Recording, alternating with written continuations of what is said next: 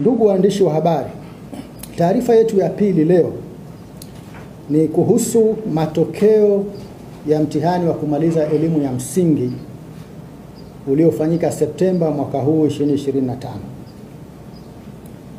Baraza limeidhinisha kutangazwa rasmi kwa matokeo hayo katika kikao chake cha 168 kilichofanyika tarehe 1 Novemba 2025 katika ofisi hizi za baraza.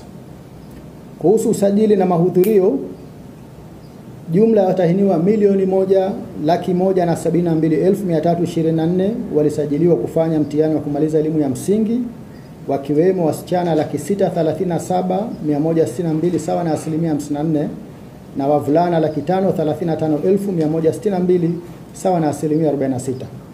Kati ya watahiniwa waliosajiliwa, watahiniwa wenye mahitaji maalum walikuwa 4,682 sawa na 0.4%. Mahudhurio katika mtihani huu yalikuwa 98% sawa na watahiniwa 1,146,231.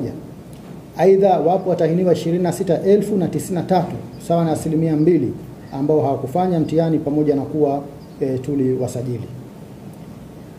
Ufaulu kuhusu mtihani huu, matokeo yake, takwimu zinaonyesha kuwa ufaulu wa jumla umepanda kwa 0.93 na kufikia 81.80 kwa mwaka huu 2025 kutoka 80.87 ya mwaka 24 na 80.58 ya mwaka 2023. Hivyo watahiniwa 937,581 wamefaulu kwa kupata madaraja ya A, B na C.